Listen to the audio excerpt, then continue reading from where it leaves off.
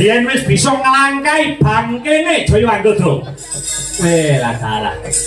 Sayetine aku ora kepengin regejekan lho, Di.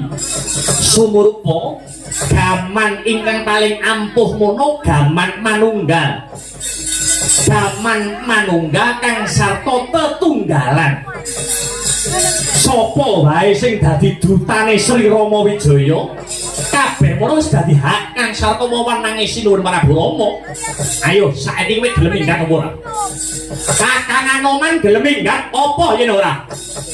Ora gelem minggat aku tak kesek biase Kakang Anoman. Lah dalah Anoman ora bakal mundur sejangkah ngadepi Prabu.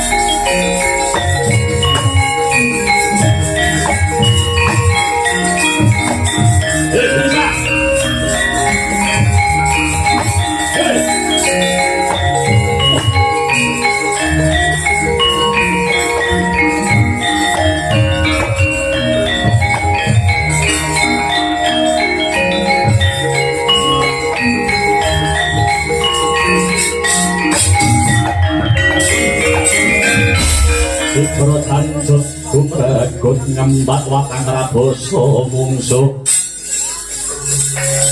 tanggap jojo kamparan bau saya hati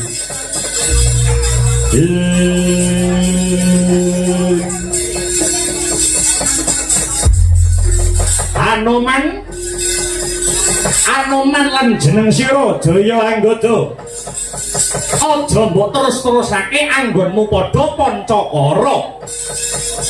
Panjenengan ingsun Narpati Sugriwa ngemban jejibahan saka Gusti ingkang akarya jagat. Kanthi sarana manunggaling barisan para wanara ing negara Guwa Kiskendhapura. Inggih. Nyuwun pangapunten Paman Narpati. Semanten ugi kula nyuwun pangapunten Kanjeng Paman. Sekawit jeneng sira Senggana bisa dadi dutaning Sinun Ramawijaya kanthi wektu 24 jam. Sedina sewengi bali wis nggawa pawarta saka negara Ngalengkadiraja. Alakare kaluhuran kados mekaten Paman Narpati.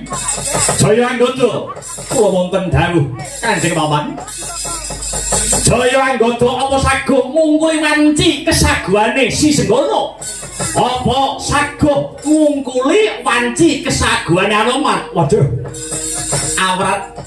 Awrat raos sing manah kula Kanjeng Paman, kula namung sagah tigang dinten tigang dalu. Mula aja dipeksa Jaya Anggada.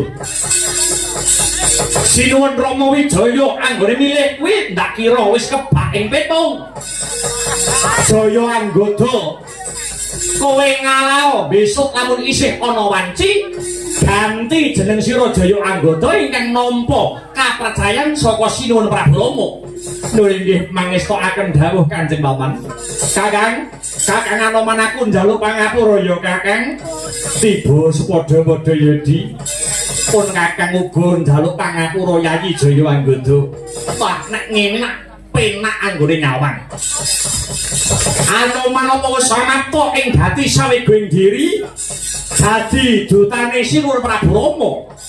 Namung pangestunipun Paman Narpati ingkang kula suwun kinarya tetaming jiwa kasatriyan kula tak balang puja pangestu. Sarengi sintrang samirana. Sarengi sintrang samirana lanang sing dri juritmu Senggana.